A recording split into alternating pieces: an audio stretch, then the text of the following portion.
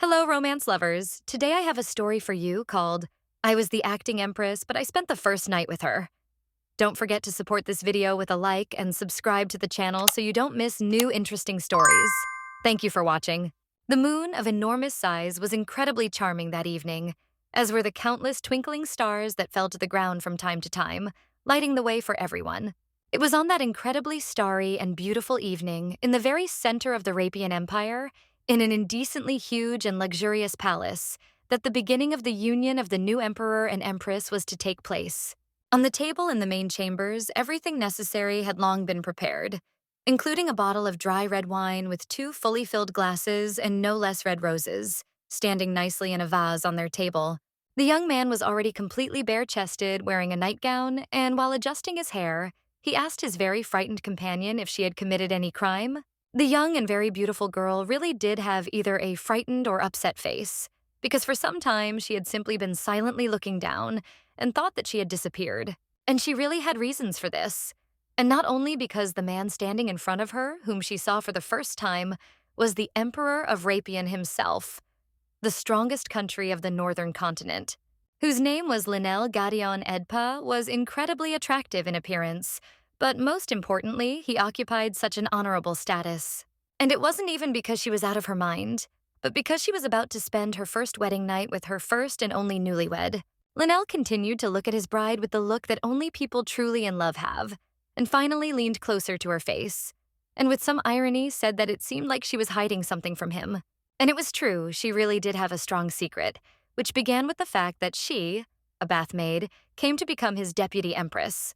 The events moved 2 days earlier to one of the main castles in the glorious kingdom of Chatanel, which was located next to the Rapian Empire. One of the maids, who had white hair, a superb figure, and snow-white hair that reached right to her waist, was calmly but rather sternly giving out small instructions around the room about cleaning up the room and replacing the aromatic oils, when another girl burst into their room, calling a certain Zelda by name.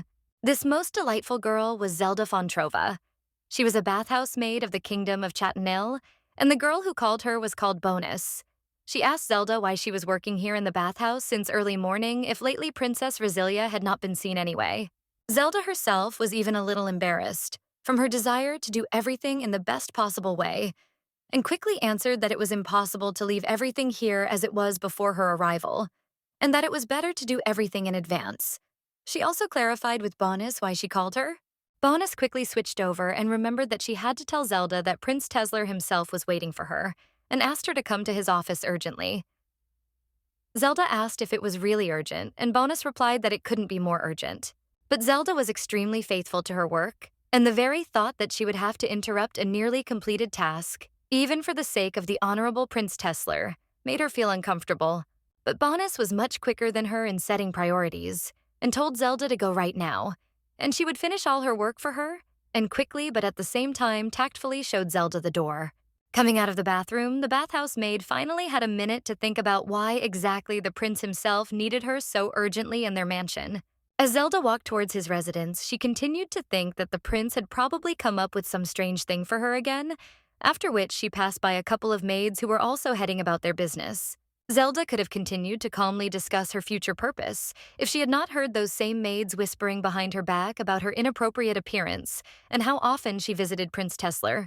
They thought their Prince Tesler was too kind and charming, and simply did not understand what exactly he saw in this monster, and why he constantly protected her, even though she was of unknown origin. This was the very opinion that swirled around in most people, and most often her fellow co-workers, namely the maids, about the appearance of poor Zelda, considering her a real freak. And naturally, she perfectly hears everything that is said around her, and understands. But Zelda was not a weak character. She confidently continues to work and smile at everyone around her, not paying special attention to any difficulties that arise in her path, and therefore, although not very confidently, she quickly knocked on the door of the prince's chambers. Tesler, sitting in a relaxed pose opposite the door, heard her knock clearly and briefly told her to come in. Prince Tesler was a young man with an extremely charming appearance and character. As a sign of respect for Zelda, he even stood up from his chair and smiled sweetly at her, despite his complaint that his back almost fell off from her anticipation. Tesler Hale, the prince of the kingdom of Chatanel, made his smile even brighter as he speculated, and then directly asked Zelda if she was really so happy to see him after a long time. Zelda asked him with interest if he really called her, and Tesla replied that he had found some wonderful opportunity for her. Tesla's mind was simply excited by the sophistication of the opportunity he was about to offer Zelda. And although she did not yet know anything, he was already anticipating many thanks from her in the near future. But there was no point in wasting time, and the prince put his hand on Zelda's shoulder, and right then and there he was going to quickly tell her all the most important things. Prince Tesla Hale asked Zelda to marry Emperor Rapian and become the Honorable Empress's deputy. Zelda was beside herself with emotion in what she heard. A few seconds passed, during which the prince silently continued to look at Zelda, who had entered a stupor, with a smile. Before Zelda shouted unusually loudly, across the entire hall, the deputy empress, hoping that there was clearly some kind of mistake here, or someone's prank. But Tesla reported that everything was correct. The prince took the girl, who was unsure of herself and did not understand anything, by the hands and, looking straight into her eyes, addressed Zelda Fontrova by name. He said that she was the only girl he could trust, after which he kissed her hand and then asked her to stay in Empress Rapian's place for a while. But Zelda immediately had her first question about the real princess of their kingdom of Chateauneuf named Rosilia Hale, and asked if it wasn't their princess who was supposed to go to the wedding. Hale replied that everything should have been like that initially, if Rosilia hadn't disappeared about a week ago, and now it became clear to Zelda why she hadn't been seen lately. The maid asked about any witnesses, but as luck would have it for Tesla, there were none. There were only rumors that she had run away from the kingdom with some hired prince, and that now, Tesla began to hate these dirty ragamuffins in his palace even more. Zelda finally understood why Prince Tesla was so desperately asking her to resolve this situation, because she knew that their kingdom simply could not refuse the demands of the Rapian Empire at this moment. To explain the current situation, it is simply necessary to go back about 300 years, to the time when their continent was whole. Lightning struck for exactly 3 days and 3 nights, and the earth split in two. In the resulting crack, an extremely terrible lair of wyverns appeared, almost immediately nicknamed the Ravine of Death. Numerous hellish hordes of flame-spewing and other monsters quickly filled the entire continent, giving it a new disaster. And to protect against the wyverns, the country needed military power more than anything else. It was for this very weak kingdom of Chatanel that the protection of the Rapian Empire with its overwhelming military power was desperately needed. And so, 3 months ago, as if by magic, the young Emperor of Rapiona proposed a marriage to Chatanil to create a military alliance, and even put forward the gracious condition that the bride did not necessarily have to be of royal blood. However, Tesla stressed that if they missed this marriage, the offer would go to another country, and that if Zelda married the princess instead, everything could change. He continued to speak about the importance of the alliance between their kingdom and the Rapian Empire, and about the return of Rosilia, when suddenly Zelda sharply but firmly interrupted the prince's monologue. She reminded the prince that she was just a bathmaid, and couldn't he see that with such a scar on her face, the emperor would definitely not like such a daughter-in-law. But Tesla was not blind, and knew about the peculiarities of his servant's face, and said that he was offering her this business, since he had a profitable offer for her too. If she really goes as the Empress's deputy instead of the princess, he will give her a magic potion that will remove the burn scar on her face. Zelda couldn't believe his words the first time, and asked again, after which she again received an affirmative answer. The prince began to tell her that he himself had recently learned through rumors that it turns out there is a potion that temporarily removes any scars. And he added that if Zelda faithfully played the role of the Empress's deputy, then he would constantly give her the potion until they found the sleeping Rosilia. Tesla suggested that this deal was beneficial for both of them, since the Emperor of Rapian would not even see her scar, and their marriage could be dissolved after some time, and asked her not to worry. But Zelda simply couldn't stop worrying, because hearing from someone she trusted that the ugly scar she had received in the past could at least be hidden temporarily, she once again remembered the monstrous circumstances in which it had been inflicted. She had this scar since she was a child, and now even the thought of removing it, even if only temporarily, such a nasty thing from her face, plunged her into a kind of shock. After Tesla laid out all the necessary information, he asked her directly if she was ready to agree. But Zelda asked him to wait and asked one question. If she personally marries the Emperor and he doesn't know that Zelda is a deputy, will it be easy for her to get a divorce? To which Tesla answered yes. Tesla said that when Rosilia returned and Emperor Linnell saw her, everything would resolve itself, and that Zelda should understand what he was talking about. Zelda considered Rosilia's beauty and lineage to be invincible, as her princess was the first beauty of the entire kingdom and the only precious child. But Tesler still saw some doubt in Zelda's eyes, and in order to fan the flames of her doubts, he added that according to his rumors, Emperor Linnell was impotent. And that is precisely why Tesler thought that it was unlikely that the Emperor would have anything good with the Empress's deputy, and that a divorce would not be a big problem for her, which, in fact, Zelda also understood perfectly well, and for a second even rejoiced at this information. And in conclusion, Tesler told Zelda that if she suddenly changed her mind and did not want to leave the post of Empress, then her scar would immediately return and appear again for everyone to see. The girl asked if this was a threat, to which the young man replied that it was just a deal, and if she played the role of the Empress's deputy well, she would receive her prize. Namely, he will give her the most real medicine that will remove the scar from her body forever. Hearing this, Zelda again could not restrain herself and screamed whether it really exists. Tesler really enjoyed watching the maid's emotional swings, so he demonstratively raised his hand to his neck. He again reminded her that he would wait for her in case of failure. Zelda again began to silently absorb the information she had just received about the fact that it turns out that somewhere there is a remedy with a permanent effect. Although she still couldn't believe all of this, she was more afraid to imagine what would happen if she really could miss the chance to get rid of this scar. The girl agreed, but she also asked the prince to keep his promise, to which Tesler replied that he promised to keep his word, and in that case he would get her this potion before the wedding. The deal was completed rather quickly, and now it remained to confirm some small details. For example, the exact time of Zelda's departure to the Rapian Empire, to which Tesler said that she could go there right now. When she asked about jokes, Tesler replied that he was not joking, and knowing in advance that she would agree, he had already prepared a carriage for her.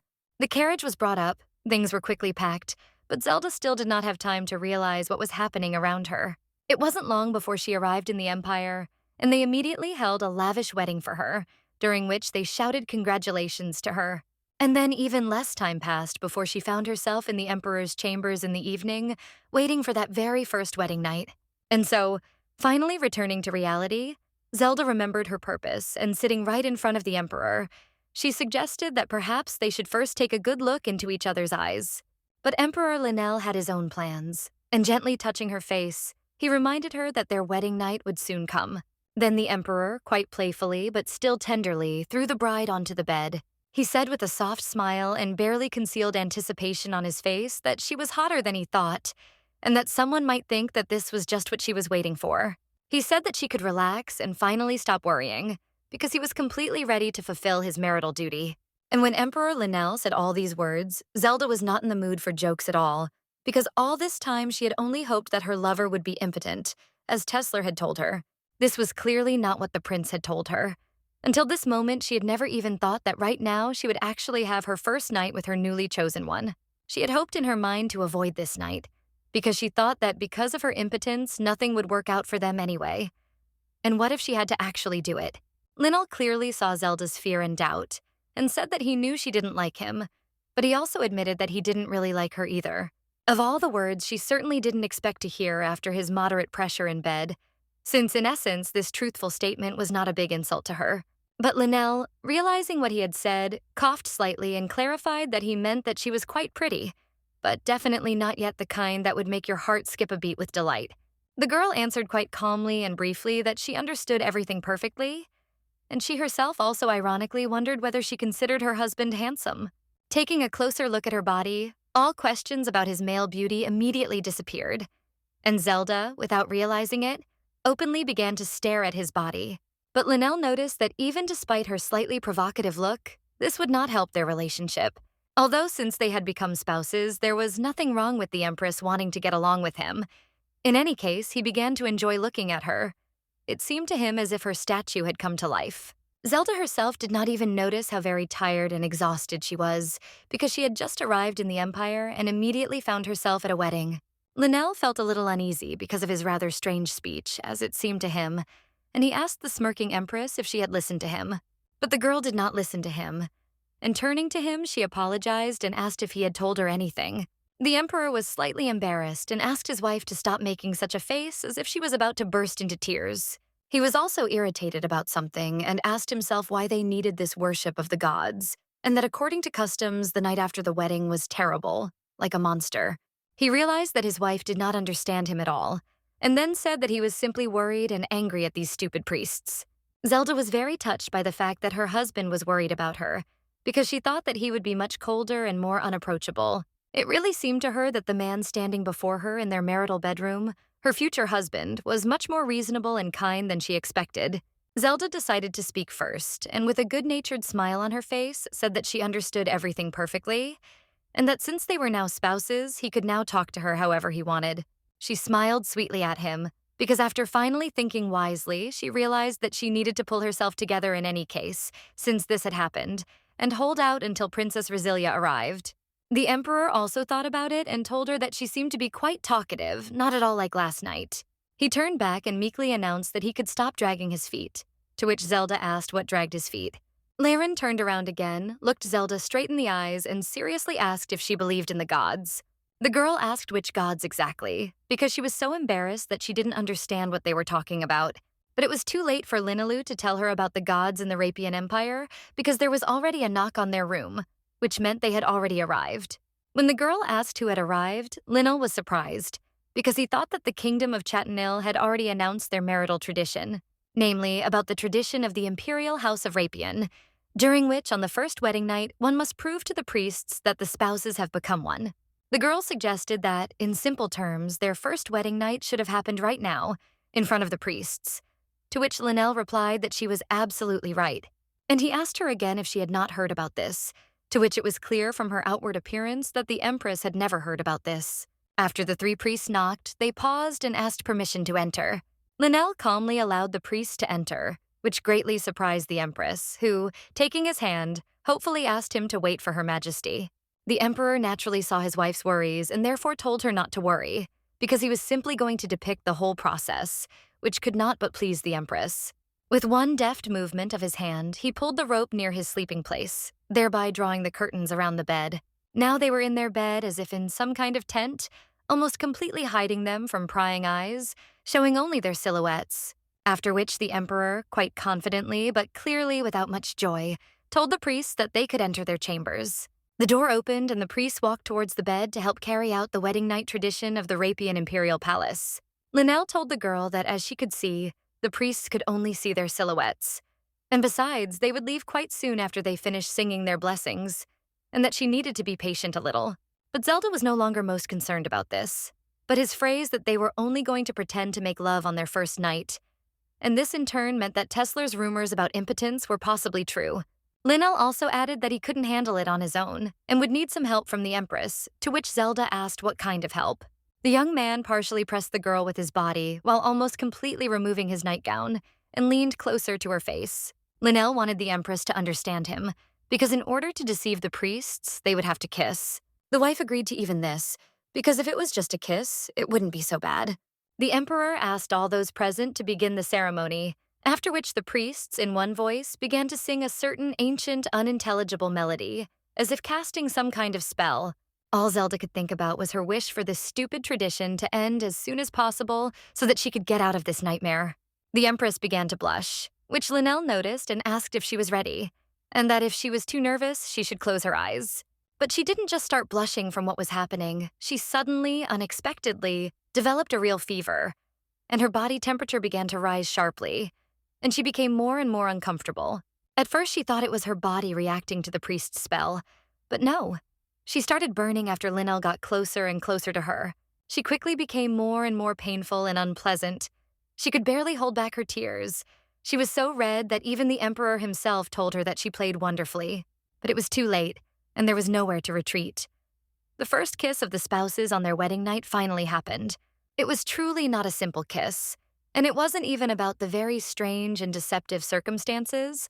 Zelda began to feel a strange sensation throughout her body. Her heat began to subside slowly at first, then faster and faster.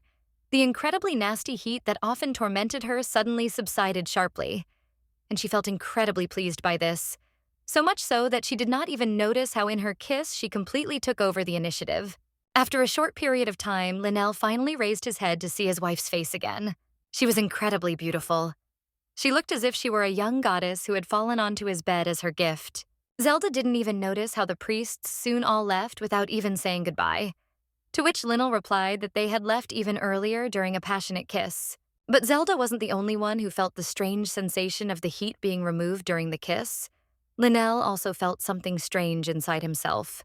Not really believing his premonition, Linnell simply had to check the veracity of his conjectures and asked the Empress to stay with him a little longer. He leaned sharply towards Zelda and unexpectedly kissed her lips again in order to test his hypothesis. And his hypothesis was correct.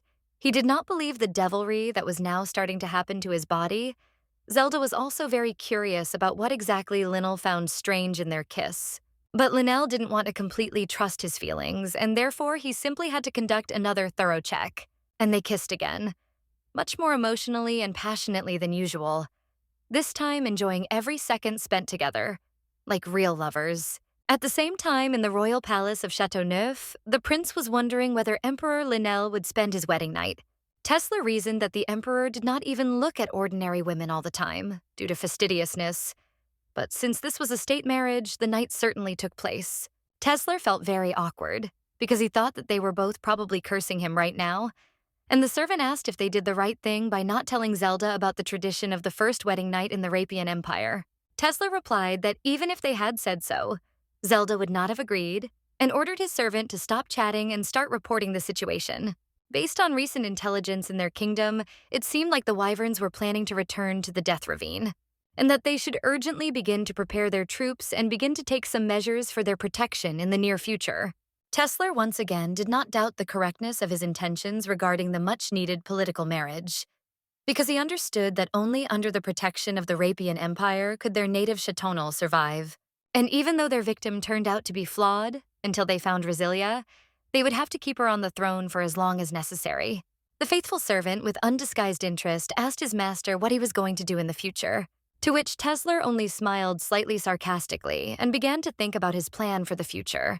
He said out loud with a bloodthirsty and definitely not kind or sincere smile that he had several ideas of what they could do with their precious Zelda. Emperor Rapian Linnell and the ordinary bathhouse maid of the kingdom of Chatanel, Zelda Fontravaya, continued to enjoy their shared kiss. And they had reasons for this. Their lips and bodies moved not only because of the urge of passion in their bodies, they were driven by something else. Linnell told his wife that during their contact, his body became warm. He felt much warmer and more pleasant inside himself. But Zelda herself would like to know this, because when she touched the Emperor, her body also began to feel different. She felt cool, unusually calm and cool, and not a single trace of the heat that had tormented her a few minutes ago remained.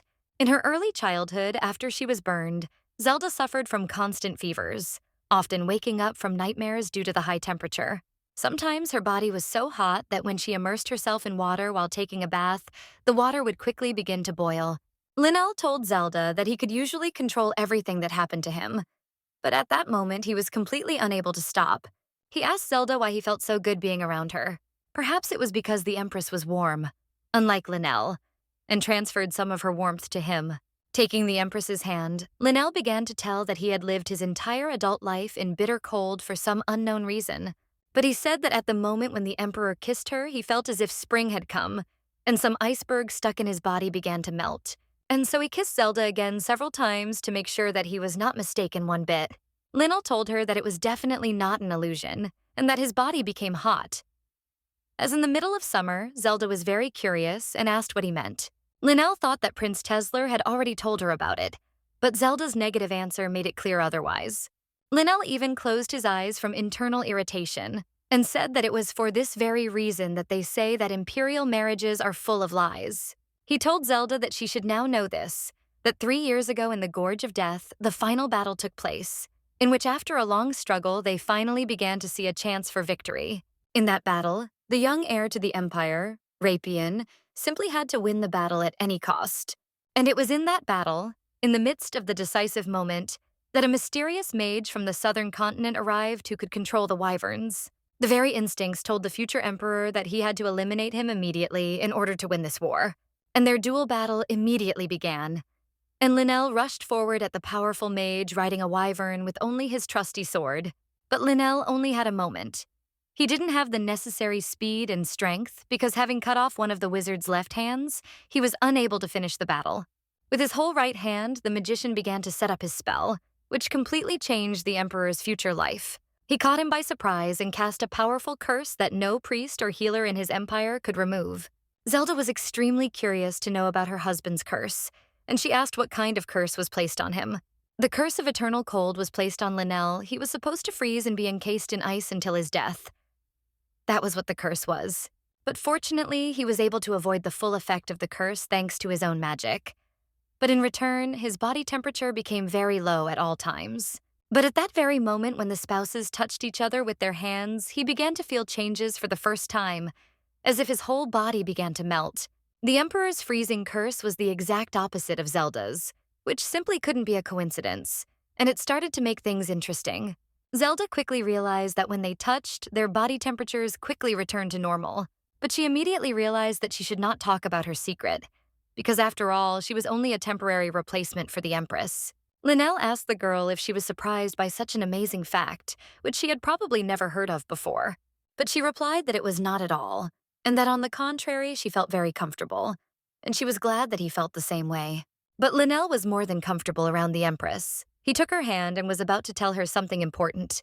Combining incredible qualities of masculinity and romance, Linnell kissed Zeldy's hand and said that he really hoped that she had a good time with him too. Zeldy was having an incredibly amazing day. She looked at Linnell and thought of only one thing. Perhaps the Emperor was much better than everything she had heard about him, and perhaps she should take a closer look at him. But a good moment shouldn't last forever. And Zelda suddenly sighed and jerked slightly from her seat. She had been very tired for the last few days, and so she suggested to her husband that they go to bed, since tomorrow they both would have an equally busy day. But it was simply not possible to lie down in bed and fall asleep peacefully. Something simply could not allow them to fall asleep peacefully. The Emperor also couldn't sleep for a few minutes, and he called Zelda to ask her something. He asked if they were now a full-fledged spouse from now on, to which Zelda answered, not very confidently, yes. That's how it was. Zelda said that from now on they were spouses, and no one could deny it to their faces. Linnell said with a smile on his face that in that case they could probably hold hands without permission. Zelda was not at all against it. On the contrary, she wanted to hold his hand no less than he did. Linnell told her how warm he felt, and how good it was that he wouldn't have to use the magic stone to warm himself today. His calm and relaxed voice, speaking about his feelings, acted on Zelda like a lullaby. She felt wonderful. Because of the bright light at the end of the room, 3, probably female, figures became visible, walking in her direction. It was already morning. Zelda woke up rather abruptly from the footsteps entering her chambers, and was not yet fully prepared for someone's uninvited visit. In an instant, the curtains around her bed were pulled back, and the girls appeared before the Empress. 3 maidservants, dressed in incredibly beautiful and elaborate dresses, stood in front of the girl and wished good morning to their Empress. The Empress was not particularly happy about their early and unexpected arrival. They intuitively irritated her in some way, but it was not yet entirely clear why exactly. The girls introduced themselves as servants and said that from today on they would be her guides around the imperial palace of Reborn, and that they would help her in everything. It was even funny, because both in Chatinil and in Reborn the maids were extremely impolite, and Zelda had the idea that it would be worthwhile to teach them a little proper manners. With a small, sarcastic smile that foreshadowed pleasure, she asked the names of all these young ladies, to which the maids happily prepared to introduce themselves formally. The first girl introduced herself as Melanie Hetzros. She was from the family of Duke Hetzros. The second girl also bent down and lifted her dress and called herself Pessalini Asto, from the family of the Marquis of Asto. The third maid, unlike the first 2, introduced herself with some fear as Rose Adelida, from the family of Count Adelida, and apologized on her own behalf for the involuntary awakening of the Empress. Zelda assumed that they had already been told everything about her, so she wanted to skip her introduction because she was much more interested in another question, namely, who dared to let them into her bedroom without her permission. This question was asked not by yesterday's Zelda, but by today's real Empress, who knew what she was worth and wanted. And the first thing she wanted to do was teach a lesson to the 3 impudent maids who burst into her chambers. She was categorically not happy with such a commotion from the very morning. Although she did not know how long she would be Empress, she first had to stop treating herself like her former servant. The first maid who dared to speak up was Melanie Hetzros of the Duke Hetzros family. She said that they had entered on their own. The Empress decided to ask another clarifying question. Who exactly allowed them to enter? Weren't there servants outside? To which Melanie replied that there were. Hearing this, the Empress said in the coldest and most rude voice possible, "So what?" thinking that she would have to deal with this right now.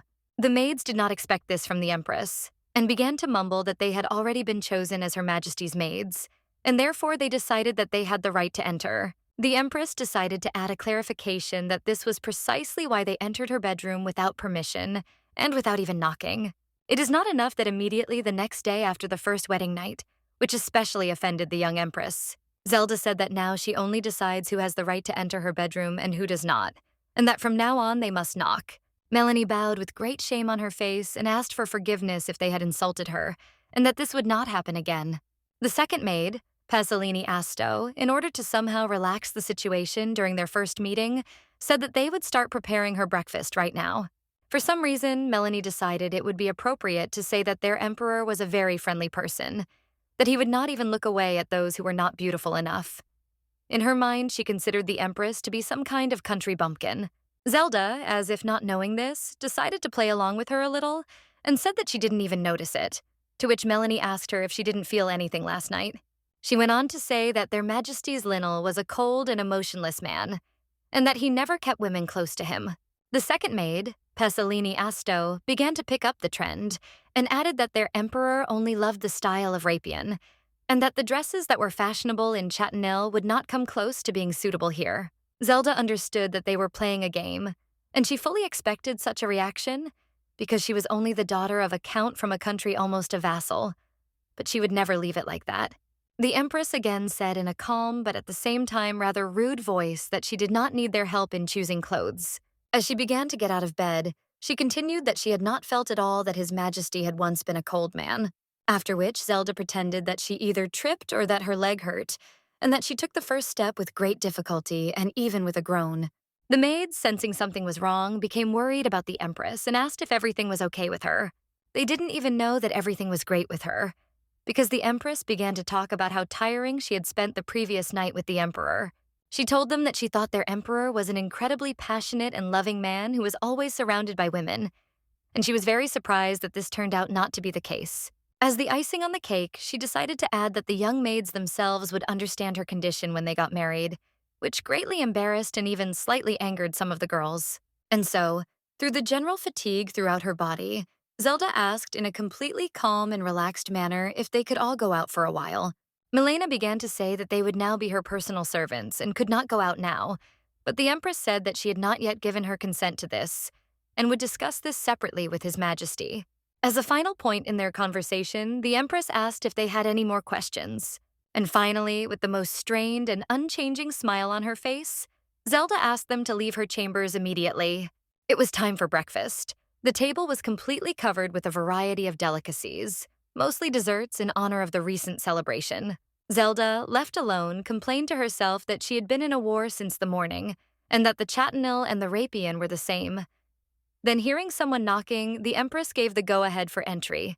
A girl entered her room, wished Her Majesty good morning, and introduced herself as Sharon, saying that from now on she would be her personal servant. Zelda smiled immediately because she recognized her quickly, because yesterday, during the preparations for the wedding, she was very nervous and felt out of place, and Sharon helped her with everything all evening. The maid was slightly embarrassed and said that she did not deserve gratitude from His Majesty, because she was simply doing her duty. By the way, she just saw how the other maids had just come out displeasedly and asked if something had happened to her mistress. Zelda, with a satisfied face, said that everything was fine and wanted to ask Sharon a question about what criteria exactly they used to select the maids in their empire. The girl began to tell that, as far as she knew, the list of candidates selected by the ministers was submitted for approval personally to His Majesty. And now it became clear to the young chosen one that this issue was being decided through an imperial decree. This surprised her a little, because usually the choice of maids is the prerogative of the Empress. But here everything was different. The maid added that she also had a message for the Empress from her husband. Sharon told her that he was proposing to have lunch together today at the main palace. One could say that this was his first invitation. Zelda looked nervous for a second, but then quickly calmed down and relaxed. Sharon asked if maybe she should draw a bath. Zelda realized that it was he who made sure that she woke up early, and told Sharon that the water did not need to be heated. The maid asked if she really shouldn't do this, since even in summer the water can be quite cool. But Zelda replied that it was okay and asked the maid to help her choose a dress for dinner. The girl became very embarrassed and worried, and decided to ask again whether she should definitely help her with this, since traditionally noble ladies, servants, choose the dress. Seeing her excitement, Zelda said that she really needed a dress that would suit her best. And she added that she completely trusted her taste, because it was she who helped her the most with the wedding preparations yesterday. Sharon, not believing her ears, quickly lit up with her eyes and confidently said that she would do everything possible to choose the most beautiful dress, to which the Empress giggled slightly and said that just a suitable one would be enough. The dress was magnificent and completely ready. Like the beautiful Empress herself, her gaze showed confidence in the near happy future. Since there was still some time before lunch, Zelda said that she decided to look around the palace a little for now, and would probably start with the study. And before she finished telling her story, the maid interrupted her. Zelda asked her what was the matter, and the girl replied that she had a visitor who wanted an audience with her. Right now, the Grand Duke Rohain of the Kingdom of Chatanel is waiting for her in the reception room. Zelda, taking advantage of her status and feminine maneuvers, was the first to reach out to the Duke's lips. The handsome young man kissed the venerable milady's hand and greeted his new Empress Rapian with a smile on his face. Zelda told him that today, from now on, a new destiny began for the Kingdom of Chatanel and for her, because she already knew him very well. Martins Rohain was the head of a family who had made a fortune in trade, and he was currently in Rapian as Chatolian's Minister of Foreign Affairs. And at the same time, he was a spy introduced to her by Prince Tesler, who was supposed to help her protect her secret. Before leaving Chatanel, it was he who had not honored her with a glance during the entire journey to Rapian. But now, the day after the wedding, he immediately began to seek a meeting with her. Zelda realized that the Duke clearly had some reason for his visit, and that, to begin with, she should ask directly what he wanted from her. Having arranged a personal meeting, the Empress directly asked if he had any urgent business with her. But Martins replied in the negative and said that he simply wanted to know how His Majesty spent her wedding night, to which Zelda replied that everything was fine. Taking a sip of tea, Martins quite amiably suggested that His Majesty might also want to ask him something. And indeed, over all this time, Zelda had accumulated quite a few different questions. Well, it also quickly became clear to her that the Duke was simply trying to test the waters. She decided to start with the most important thing, with Princess Rosilia, asking how the search was going and if there was any news. To which Martins, with a suspicious grin, asked again how she would like them to move forward. This question took the Empress completely by surprise. She absolutely did not expect such an answer to her question. She was unclear what exactly he meant. He was asking if she wanted something to happen to the princess, or how she would like this problem to be resolved. In any case, it was already too late to think anything. She should have already said that she hoped for the princess to be found soon.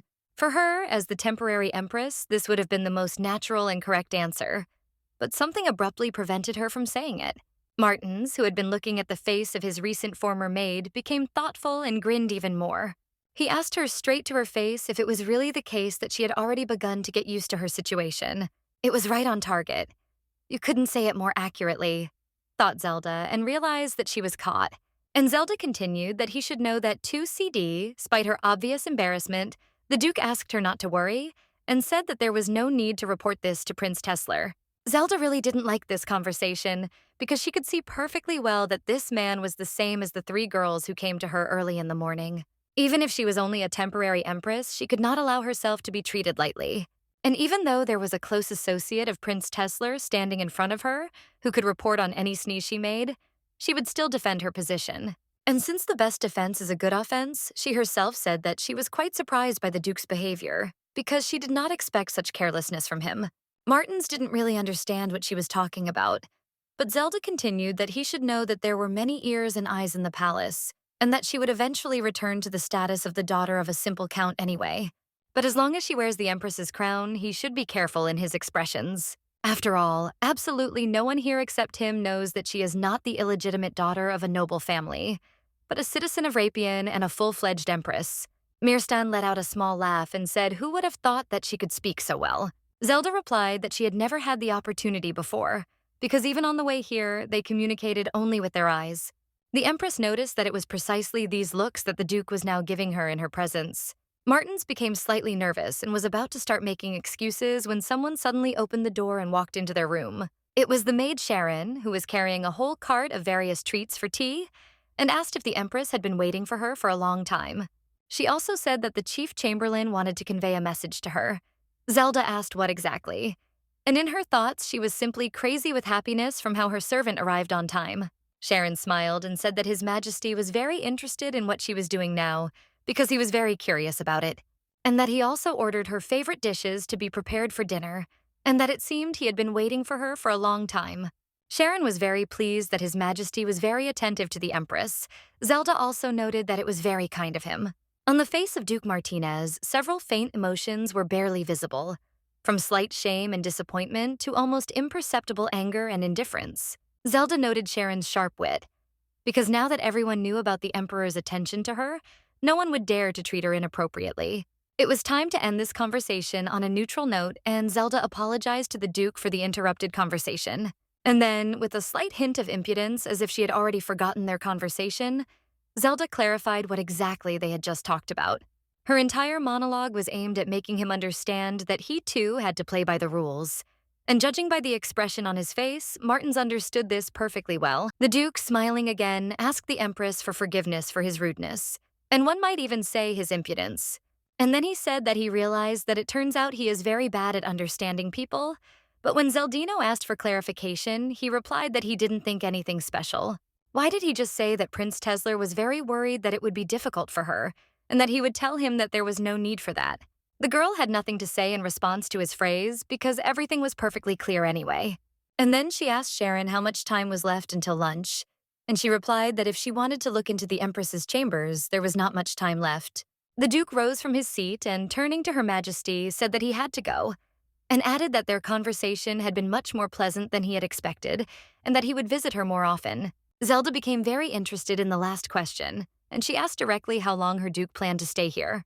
And Martins, removing the smile from his face, answered extremely coldly that, who knows, because as long as His Majesty is in this place, he always intends to be nearby.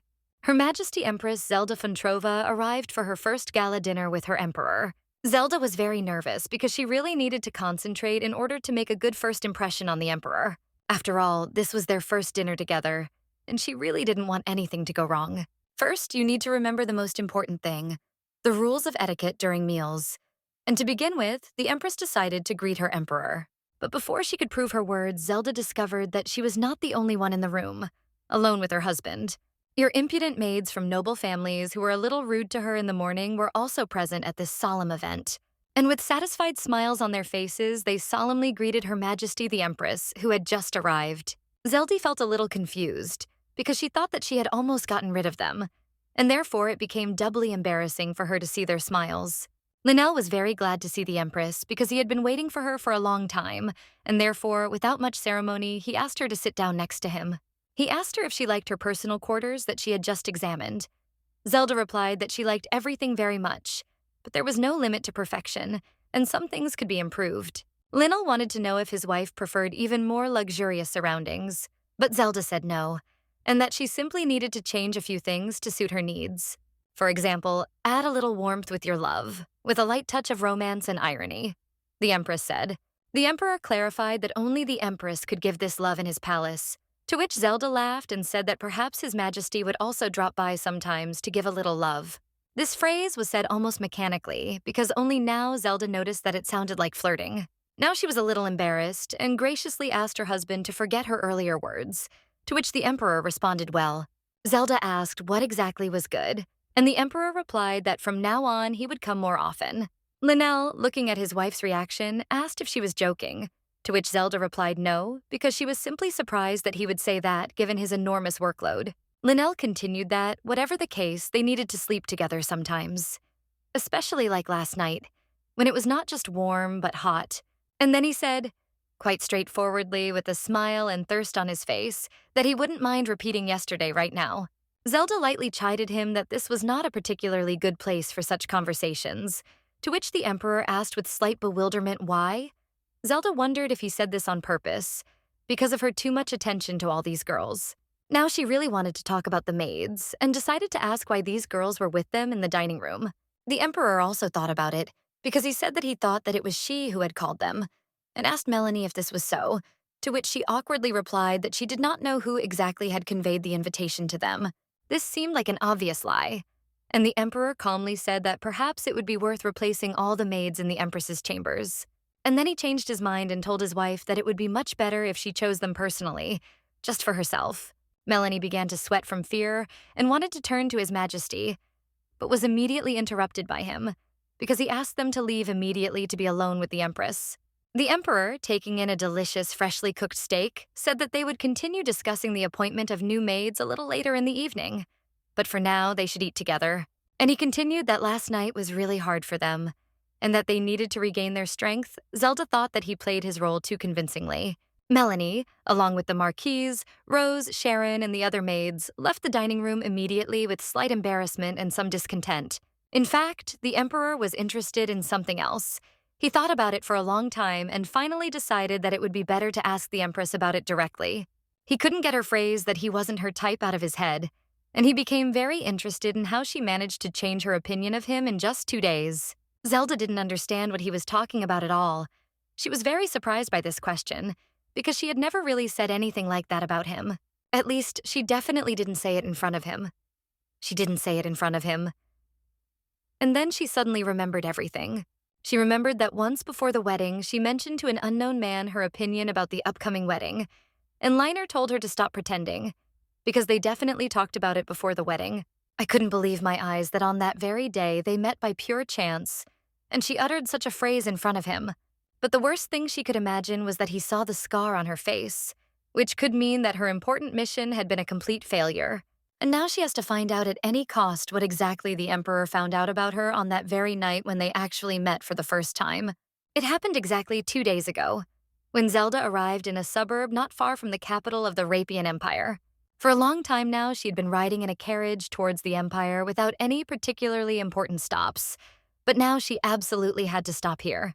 The lady was still quite scared and not fully believing that they would succeed in this sparsely populated place, so she asked again if it was definitely here. Martins, the venerable duke who had silently accompanied her the entire way, also got out of the carriage and said that this was the very place that Prince Tesler had spoken of.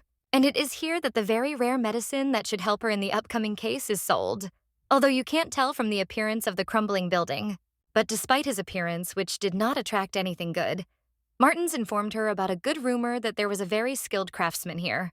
And here you can also find almost everything you need related to magic, from the simplest magic items to rare potions and potions. And if we are talking about the magic potion that they need so much to remove scars, then they will definitely be able to make it here, which should greatly encourage the future Empress. After all, she still didn't really believe that it was possible to really get rid of her deep scars, which she had received in very difficult circumstances. In any case, she just had to check it out, and she informed Martins that she was ready to go personally to meet with a skilled craftsman. Then she walked quite quickly inside the unpretentious building. Martins remained outside to wait for her, although he was unquestioningly loyal to his patron Prince Tesler, and his words he was also a little worried, and did not fully hope for the success of the scar treatment.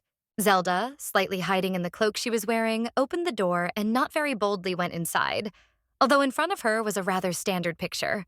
In front of her in the main hall were several small shops with alchemical potions, and in the center a nice-looking worker was waiting for her, who kindly asked how he could help her.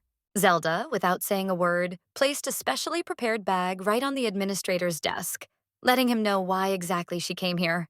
The young man said that her medicine was ready and then politely asked the lady to follow him inside the building. They walked a little down the corridor when they saw a large entrance in front of them with red curtains blocking the way. It was the room of a wizard named Mr. Big, and he told Mrs. Zelda that she was welcome and added that he had been waiting for her. Then he immediately put a heart-shaped bottle containing a red liquid on the table and said that there was something to eat first.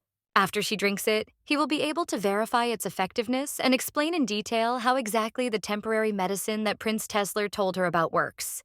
All she thought about was that, at least for a moment, she could get rid of her ugly scar and feel like a normal girl. She did it without much hesitation or delay, hoping that it would really help her. And as she began to drink the potion, her scar seemed to dissolve in the middle of her skin. Mr. Big politely handed the girl a mirror, which he had prepared earlier in case she wanted to look at herself. And it was a real miracle.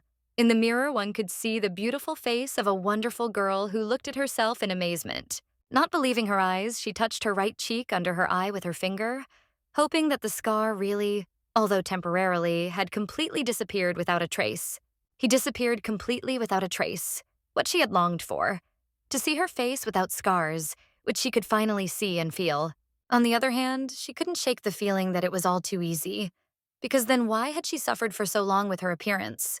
Turning to Mrs. Zelda, the mage began to explain that this was only a temporary effect, and that, at the client's request, he had prepared a supply for exactly 1 month, and that his employee would be able to take it to her carriage. Zelda couldn't believe that his supplies would only last a month. She said in despair that she wanted to buy much more. But the wizard said that unfortunately this was impossible, because even this order he made with great difficulty. In that case, Zelda had no choice but to order the medicine for the next month. And she also asked if Mr. Big made a remedy to completely cure this scar. The master shook his head with a heavy sigh and said that this was unfortunately beyond his capabilities. This was a very clear answer for Zelda. As the master's employee began preparing the remaining potion, the future Empress had no choice but to wait, sitting on the sofa near the central hall, thinking about how great it would be if she could get the medicine for a complete cure herself. Seeing the newspaper lying in front of her, she immediately grabbed it in order to somehow distract herself from annoying thoughts and shorten the remaining time. The newspaper wrote about the news of the Emperor's appointment of a new unknown Empress from Châteauneuf, and about whether this unknown person, not from the most noble family, would be able to correspond to the tastes of His Majesty. The text of the newspaper was very typical for the regular press, in which every sneeze of his emperor was brought up for discussion. Zelda said with irritation that it would be better to write about the tastes of the Empress herself, naturally having herself in mind. To her right, a man's voice suddenly came from behind her, asking her if she knew about the Emperor's true tastes. This mysterious man was dressed very covertly, but his sly smile along with his face was clearly visible to Zelda. The girl was very embarrassed by such a strange man, and an equally strange question, and said hesitantly that the tastes of ordinary men are quite simple, and also asked why they suddenly switched to the informal form of address. The man replied that they were strangers and then asked if she was too sure about the tastes of the Emperor himself, since it was said that he was not quite an ordinary man. The girl said that he spoke as if he knew him well, to which the stranger replied that in fact he was quite close to His Majesty, and perhaps knew what his tastes were. Zelda pretended to be interested and asked him what kind of girls the Emperor liked, to which the stranger confidently replied that he didn't know, but definitely not like her. The girl's lousy mood was made even worse by what was said. Not only was some stranger pestering her, but he also began to insult her. But fortunately for her, her ordered medicine was already completely ready and packaged, which is what Master Big's assistant actually reported. Taking this box of medicine with her, she began to leave the publication, and finally told the stranger that she hoped that His Majesty the Emperor would not be as ignorant as he was, because their Empress did not particularly like such people. The man noticed that she spoke as if she knew the future Empress very well, and asked her directly if the girl was really somehow connected to her. Smiling, the girl said that she knew her, and certainly better than he did, and said that at least she was not like him. And finally, leaving with a huge smile on her face and pride in her speech, she said that a guy like him was definitely not her type. Meanwhile, during dinner, Linnell began to notice that Zelda seemed to be remembering something, which was not surprising, considering how much of an impression the Empress had made that day. Zelda could not register such a high degree of surprise at the coincidence of meeting at the same time in the same place. She also remembered that the Emperor was wearing a cloak and hood, and it looked like he had entered the store that day before she had entered it. But Mr. Linnell was more worried not about the carelessly spoken phrase, but about what kind of medicine the Empress had received at that time. Zelda was once again frightened by the circumstance in which she might now be completely exposed. Whether he had seen her scar was now the main question for her. And right now, she is urgently trying to come up with something plausible in order to hide the real truth, while simultaneously thinking about why Prince Tesler sent her to such a place. What could she lie to him about? She thought. Very worried and blushing more and more, Linnell asked her if she had been feeling bad that evening, that she had decided to go there for medicine. He himself began to think about the circumstances, because now it became clear to him why she looked so unwell on their wedding night, because he was worried that he had tired her out too much without knowing it. For Zelda, it was a gift from heaven that her husband didn't seem to notice her scar that day, and began to assume that she was simply feeling unwell. Hearing this, she felt the right direction and said that everything was not quite like that. In fact, that day she simply went to get a light tonic and other skincare products, to which the Emperor replied that it was very calming for him. Not forgetting that the best defense is an attack, and just out of personal curiosity, she decided to ask why the Emperor himself was in that store. She was lucky that time. But she understood perfectly well that if they ran into each other, there would be a problem, and she would definitely be exposed.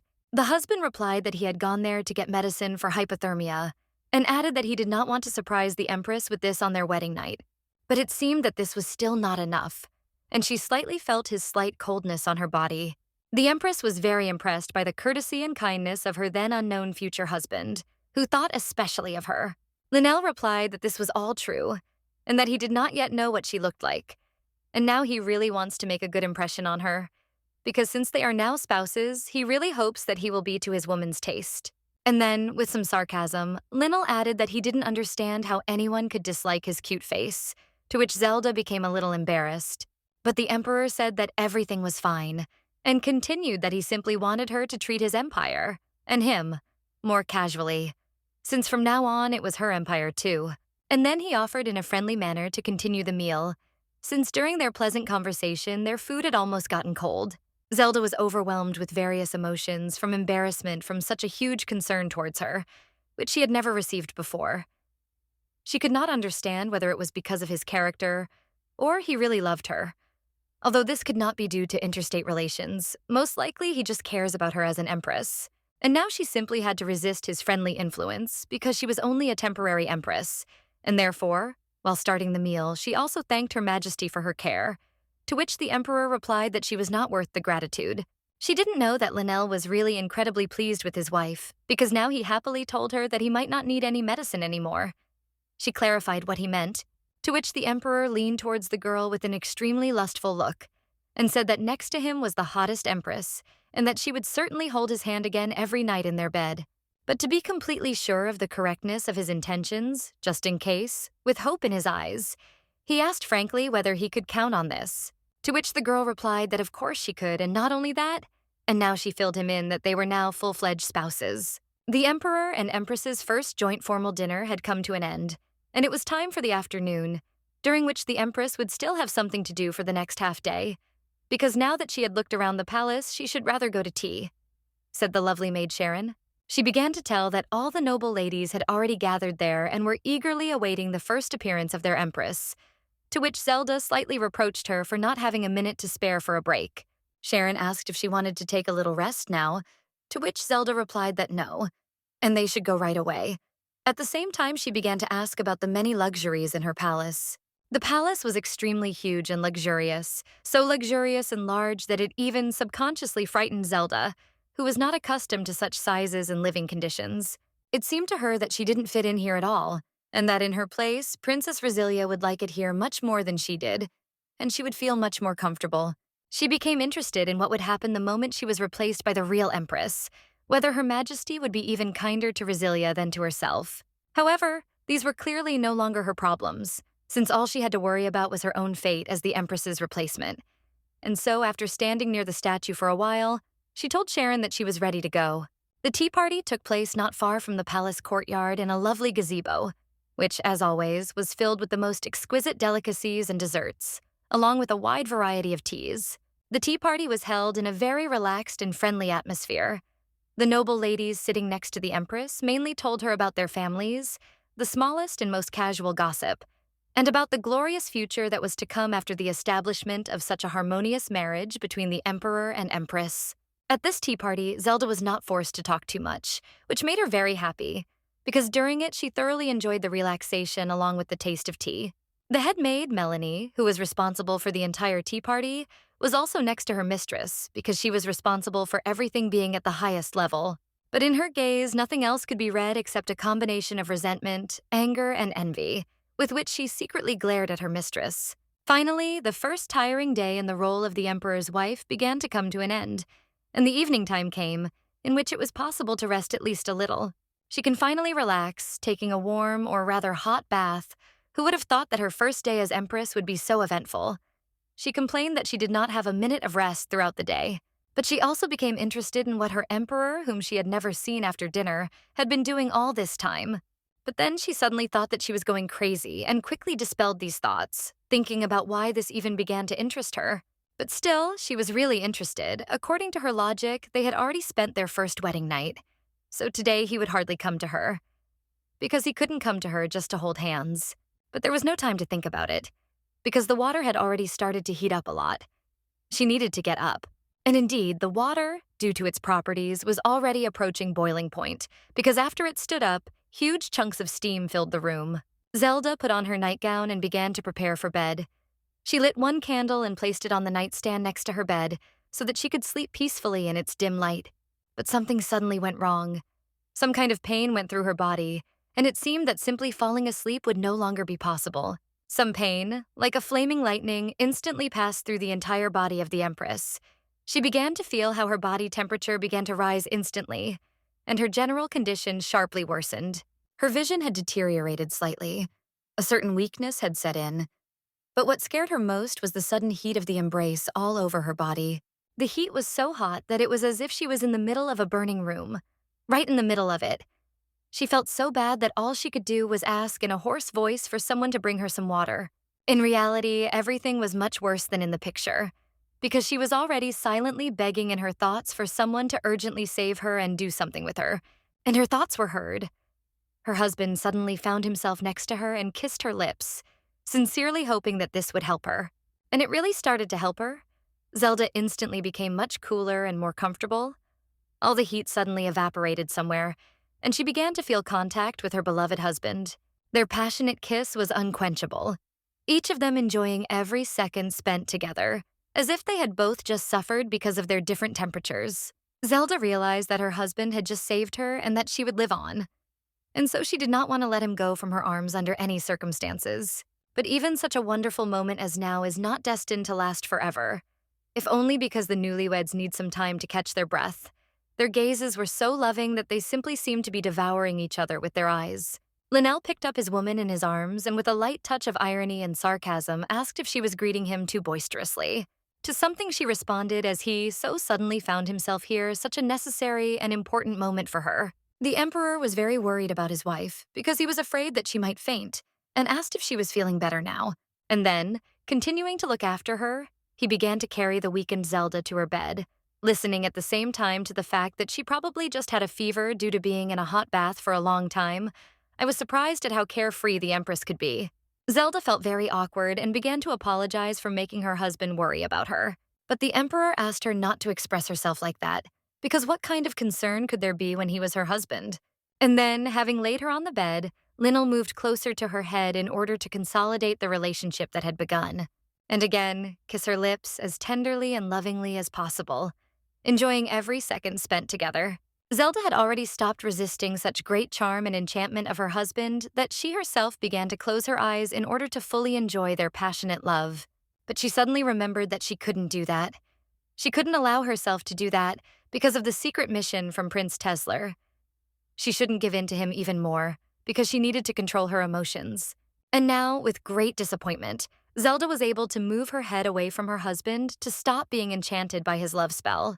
And then she decided to blame it all on her poor health that evening, and so she again asked for forgiveness for this, expecting that her words could greatly anger her husband. But Linnell answered absolutely calmly that he was not ready to do that, because he was very worried about her, and therefore wanted to stay with her a little longer, asking if he could just hold her hands. Naturally, Zelda answered that it was possible, perfectly understanding that at that moment she needed it even more than he did.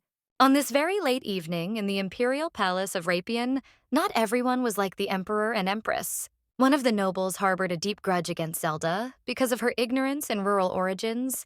She was very pleased with the fact that she had no idea what a sad day she would have tomorrow, and with whom exactly she would meet for tea. Smiling maliciously, imagining tomorrow's meeting, the girl thought with hope that now, their dear Empress, who had gotten married only 3 days ago, was probably in the clouds.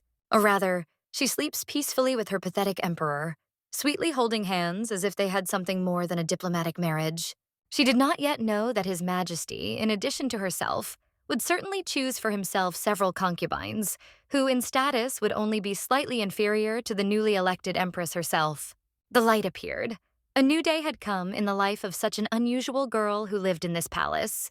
The sweetest maid with glasses on her eyes happily unbuttoned the curtains so that the soft light of the sun's rays could gently and tenderly awaken Her Majesty. Zelda was extremely pleased with her.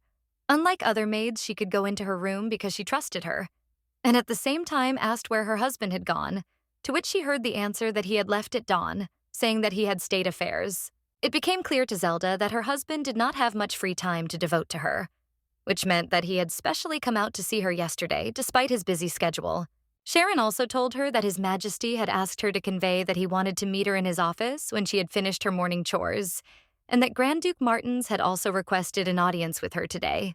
Zelda wanted to check with Sharon if she had conveyed everything correctly, since she herself had only just seen him yesterday. But in fact, this was far from all that the sweet girl Sharon wanted to say. She simply had to tell her Empress right now such information that she would not like at all, and perhaps make her very angry. Zelda was completely out of patience with what she saw on her maid's face. She asked that if it was something important, then let her speak calmly. It is a hard truth. The fact is that candidates for His Majesty's concubines will be invited to today's morning tea party with the noble girls. Zelda was truly shocked by this news because she could not even imagine that her emperor would take someone else as a concubine besides her. After all, only a little time had passed after the imperial wedding. Only a few days. When suddenly, like a bolt from the blue, she heard the news about the concubines. Zelda simply could not comprehend the fact that and for what purpose the emperor so early and so secretly for her suddenly needed concubines. It seemed that Linnell and Lord Duke Martins wanted to see her now precisely because of the choice of concubines. And it is quite possible that they have already made their choice and you are going to tell her the decision that has already been made, which she could not influence in any way or under any circumstances. The most offensive thing was that Zelda couldn't forget how gentle her emperor had been yesterday, and now he didn't seem at all like he had been these past few days. But there was no point in getting upset and excited in vain, because Zelda once again reminded herself that she was only a temporary replacement for the emperor.